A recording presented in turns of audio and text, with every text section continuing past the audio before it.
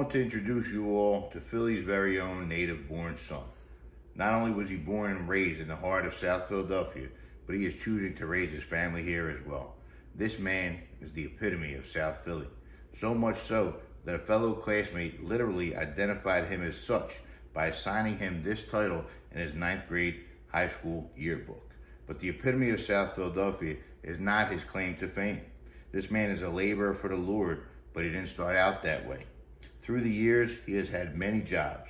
When he was only 12 years old, he was selling fruit on 9th Street, also known as the Italian Market, made famous by another Philadelphia icon, Rocky Balboa.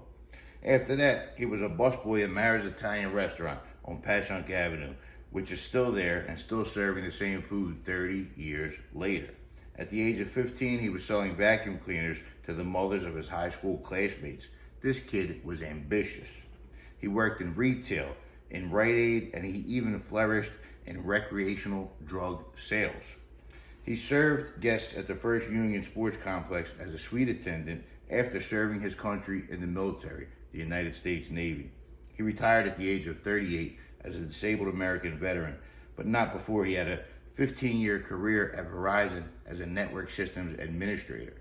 He retired early because of the disability, and he was pretty sure that he was done working.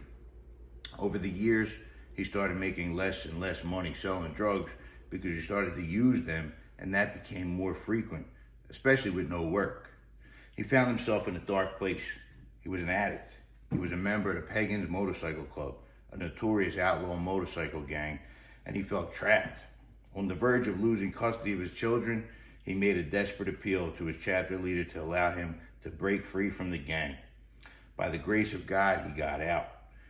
He started to focus on work and his family again, but 9 months later, the FBI, the ATF, and the Philadelphia Police Department were hauling him out of his house downtown under a RICO charge. Oh, what a tangled web he weaved. He was alone, and he was done. He was a dead man walking. Or was he? This man had an encounter with the Holy Spirit in that cell. The Holy Spirit gave him the courage to ask for mercy and to convince the 12 active pagans in the cell with him to pray for mercy as well. They were reluctant, but they prayed, and they all went home for dinner. A few months later, the raffle charges got thrown out by a federal judge.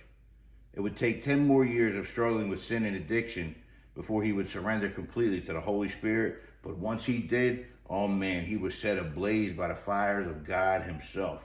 He came out of retirement, enrolled in Bible college, and found a church family where he grew to the leader that he is today.